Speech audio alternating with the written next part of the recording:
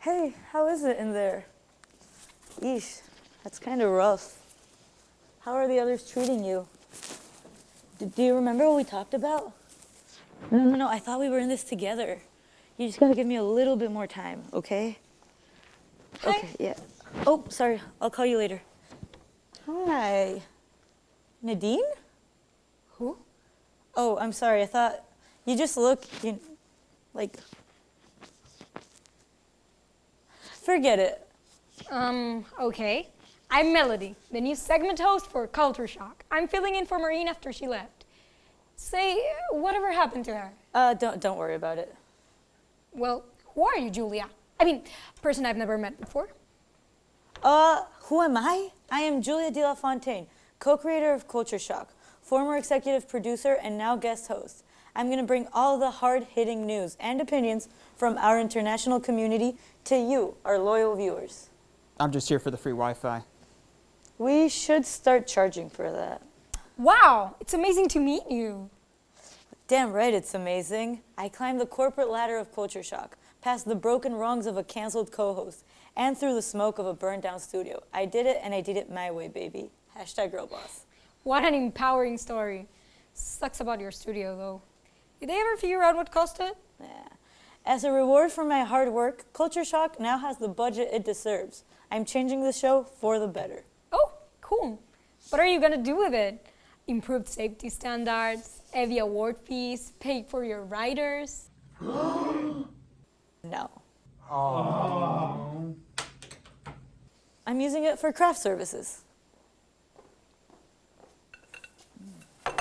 Oh my goodness! Do you have caviar? Yeah. For everyone? Oh, no. You guys get peanuts. Oh wait, no, I'm allergic. Anyways, isn't that kind of unfair? What? No, why? I deserve this. I'm the boss. I worked hard for our success. Hashtag feminism, hashtag girlboss, you know? I gotta set an example in confidence for all my ladies. That's nice and all, but you know that feminism is about so much more than that. But I climbed the corporate ladder and surpassed my canceled idiot male co-creator. Are you saying I'm not a good feminist? Well, you're not necessarily a bad feminist, but it's more complicated than that. So you're a good feminist? I mean, I don't know if I'm good, but I'm definitely striving to be the best that I can. Ugh. Women exploring the boundaries of what's expected of them and what they want to do can be tricky. That's why the idea of the perfect feminist is so difficult. It's impossible to define. Luckily, that's why I ran a series of experiments striving to answer that very question.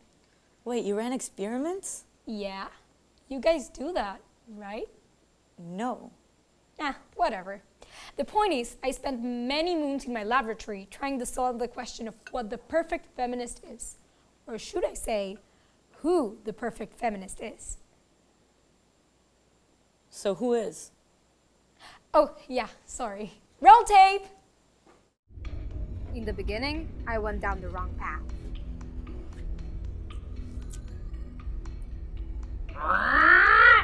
What are you doing? Don't question my methods. I have a challenge. We're gonna build a perfect feminist.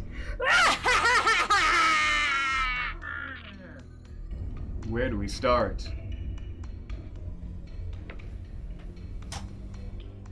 My initial attempts were flawed, to say the least. We start at the beginning. Feminism started with the suffragettes. Sounds about right. I know I'm right. I was not right. The suffragettes were young, feminine, and ready to contribute to society in any way possible. But how'd they enter society? They went to a place where women were treated well.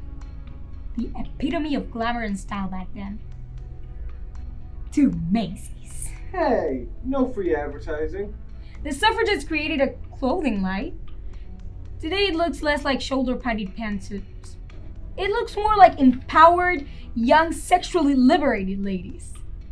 They were rocking Crocs and taking names. Hashtag girlboss, am I right? Wrong. This is just embarrassing. Let me see. What am I missing?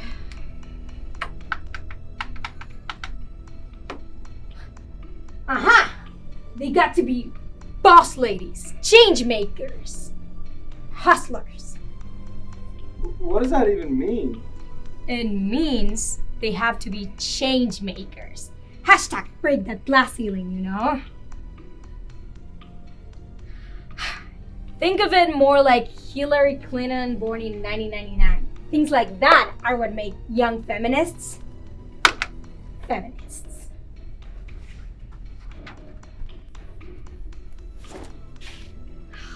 She's perfect in every way.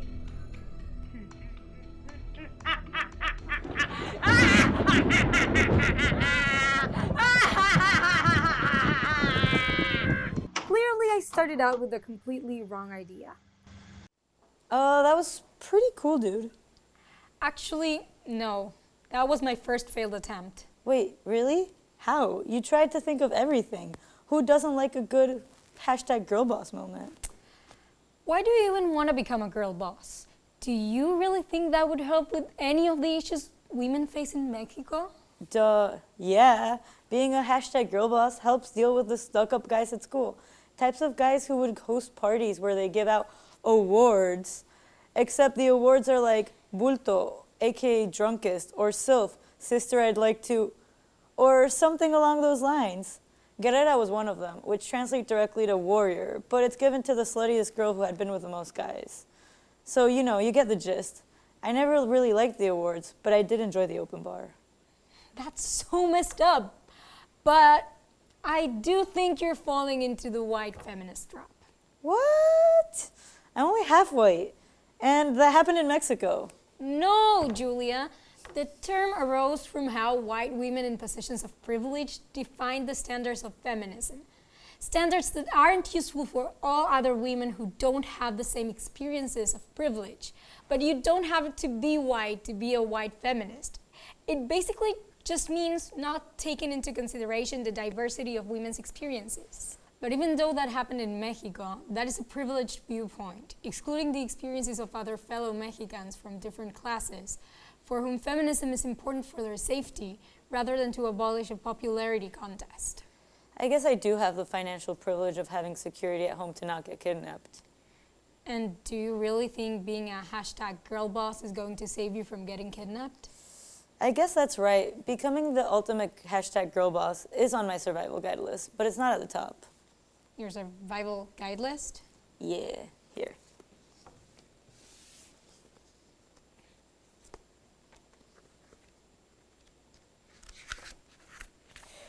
Survival guide list. Evil plan to make sure culture shock becomes the number Oh, one. no, next page. Survival guide list. Pocket knife, pepper spray, swords, brass knuckles. Get a male friend that will walk with you everywhere, even if you can get multiple so you don't tire them out or they don't realize you're using them as bodyguards. Yeah. Simon, Aaron, not too scary, so leave us last resort. Yeah. Seamus, become the ultimate hashtag girl boss. Yeah. Oh, yeah, that's messed up. Do you really have a pocket knife, pepper spray, sword, and brass knuckles? Yeah, a Swiss Army knife and the pepper spray. Unfortunately, they didn't let me keep the brass knuckles or sword on the plane. The TSA is kind of strict. But I was raised to be careful and never walk alone on the street unless unavoidable, even during the day. I always try to be with at least 2 other women when I go out. Sometimes my mom gets really nervous when it's just the 2 of us. Or having a guy with you is more than enough to detour all the other creepos. But here in Boston, going on walks alone is how I de-stress and think. I'm obviously still more cautious than your average American, but the feeling that no one's gonna murder me and dump me in a ditch where I'll be found 2 weeks later does feel nice. And that's exactly the danger with white feminism. It only takes into consideration a generally white privileged perspective on what the priorities of feminism should be. It's hard to be a girl boss when you're scared to be murdered. Yeah. Also remember our experience in Mexico and Argentina might be bad, but they are definitely not the worst. Yeah, I understand our experience are definitely not the worst. I just never thought white feminism was excluding others. I also struggled with that at first. But it was through my lab experiments that I realized that once I understand other struggles, I can help them. And it makes me feel good about myself. That's what feminism is about, supporting each other.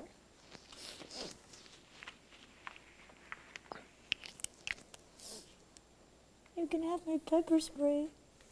Oh, thank you. But that's not exactly what I meant. Oh. Maybe if I show you my other experiment, you will understand better. Roll the tape. Here we go again. Attempt number 2.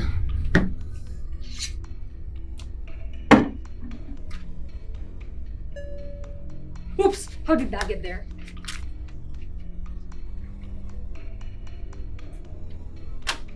Okay, so first iteration failed. Cool.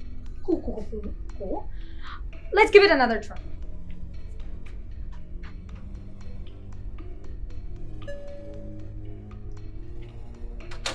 So basically, we're trying to go less Lana Del Rey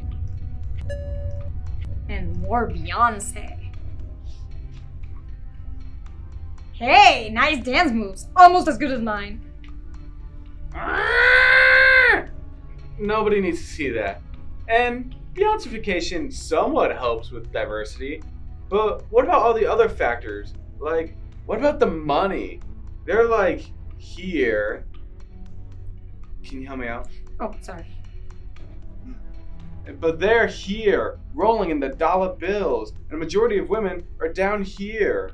If standards for feminism are created by those who have already ascended economic hierarchies and are attempting to make the last climb to the top, how is it relevant to women who are at the very bottom? Parrot, did you just parrot Angela Davis? I'm still bothered by the fact that Parrot was smarter than me. I did. Wait! So that means that if we triangulate the hyperbolic rate of the population divided by the net categorization of growth, we'll have the economic level of the perfect feminist! I don't think that's how it works, and if I got it! I just need to enter it.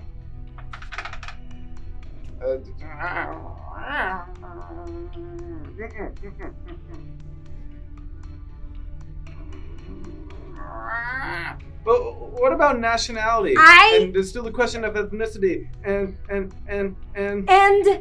oh, I just need to extrapolate the Euler's coefficient level theorem, and I'll get the personality and the appearance of the perfect feminist. I don't think that. And boom! I just need to download every women's experience I've ever lived. No, that is not a good idea. That is not a good idea. Ow.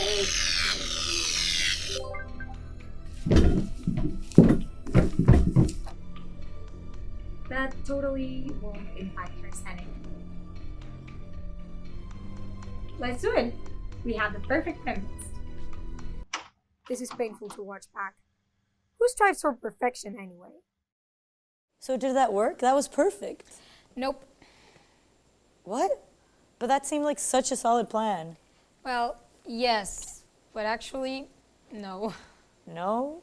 By downloading every experience, I overloaded the system. There were too many polarizing experiences, which overwhelmed her.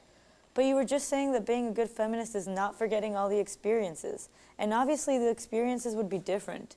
Take you and I, for example. Argentina is the height of luxury. You have a ministry of women, genders, and diversity. You have a director of economy, equality, and gender. And your president's top legal advisor is a woman.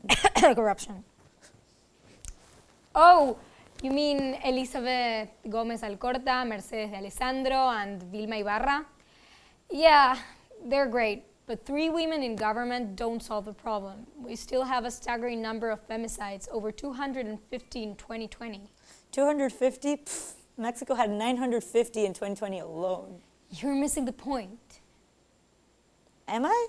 During your president's inaugural address, he dedicated a large portion of his speech to discussing women's rights and vowed to help mothers get back to work, building more preschools, and said that the fight against gender violence should be a top priority for everyone in Argentina. Our president said feminism was a personal plot against him.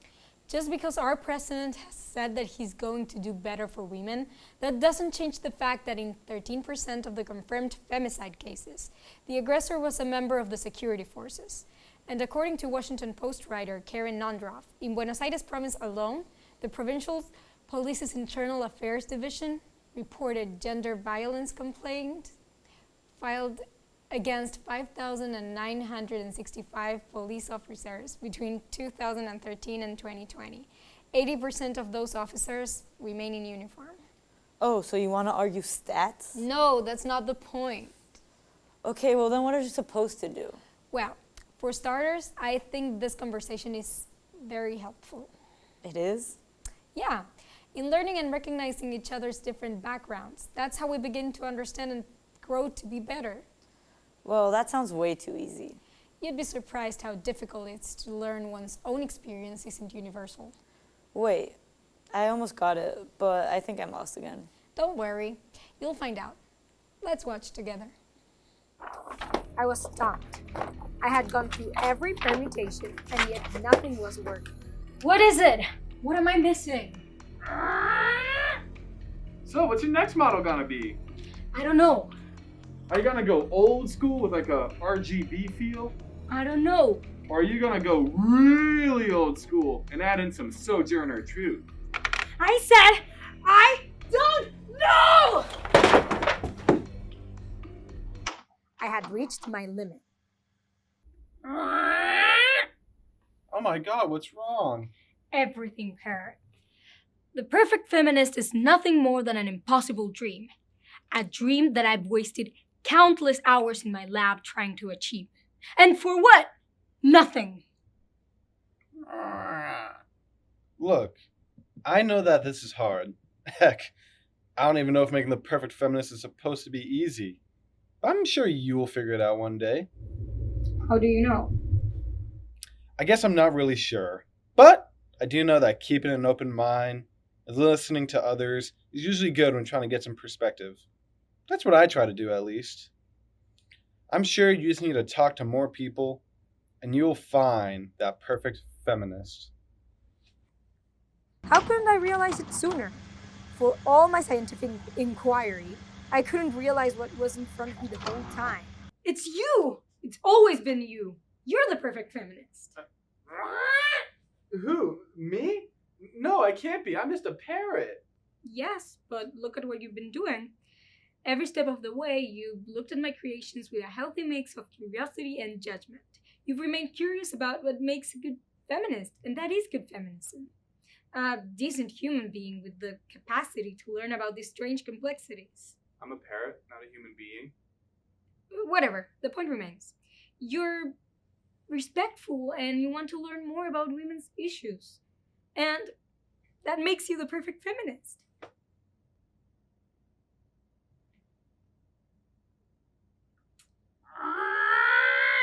I guess I never thought about it like that. Pretty crazy, huh? Yeah, forget about it. Come on, let's go, Parrot.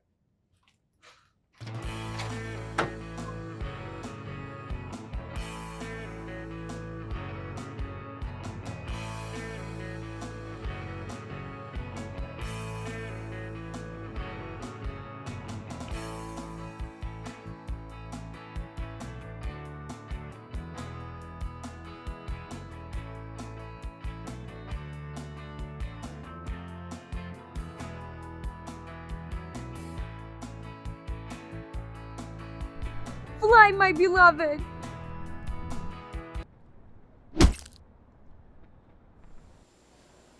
Wait, so you're saying the perfect feminist is a parrot? It doesn't have to be a parrot. The perfect feminist could be you, it could be me, it could be anyone, even an individual of the avian persuasion. What's important is being capable of learning, growing, and acknowledging our own possible ideological faults. Well, I guess that's a good takeaway.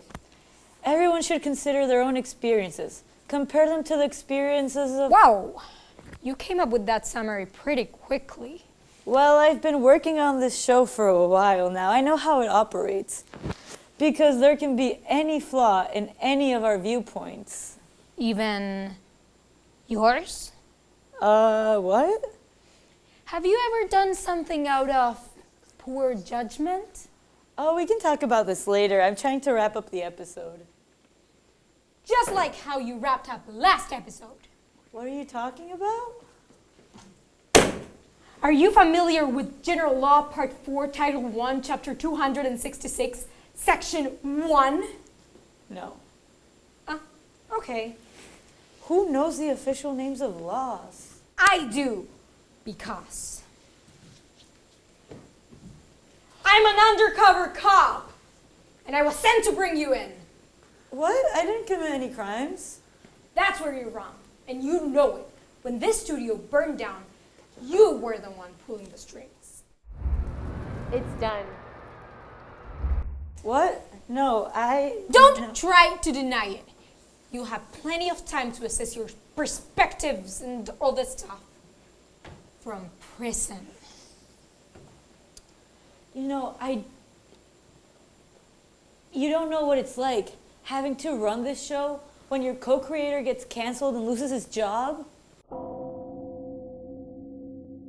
And while Pablo and his buddy Jeff are traveling to space for 11 minutes, you're still stuck in the trenches, working on the show, this damn show. It makes you cold, bitter, jaded. If there was any other way to keep the show running, I would have tried it. But there was nothing else. I had to do what I had to do, and I would do it again. I understand. You were doing what you thought was right. Thank you. That doesn't make it any less illegal, though. You're still going to prison. What? I thought we just had a bonding moment. Sorry. I'm taking you in. No. How? What gave me away?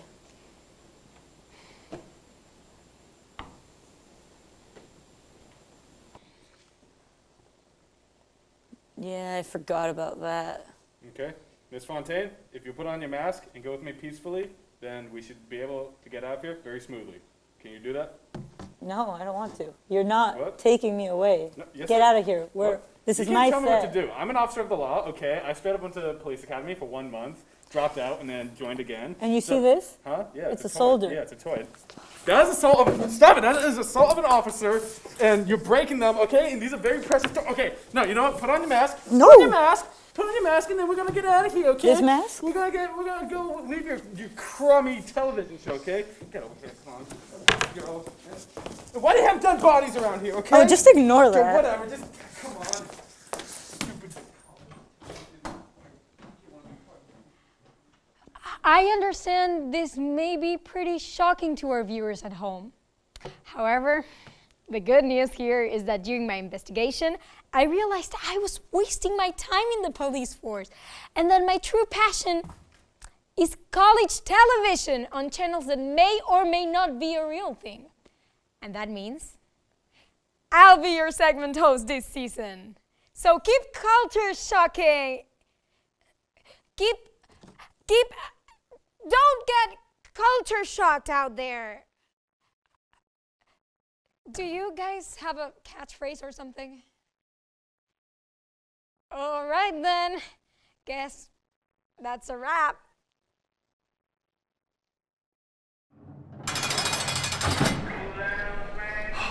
This sucks. Gets worse. Can't wait. I'm sorry things turned out like this. Right. But we did save the show. We did what we had to do. It's not over for us. Look around you, Julia. It doesn't look like it's not over for us to me. We're not in the studio anymore. You can't just control everything that happens here. This place, it's like a living hell. It's like a festering pit of grotesque human depravity that you can't even fathom from the outside. It's like a vile, repulsive, reoccurring nightmare that just happens in front of your eyes. It's like Culture Shock Season 1, except slightly. Sheesh. I hope you're happy, because this is where trying to make quality college TV gets you. Hey, that's showbiz, baby. Shut up. Culture shock ruined both our lives. Culture Shock. We built the empire. And we should be the ones to top.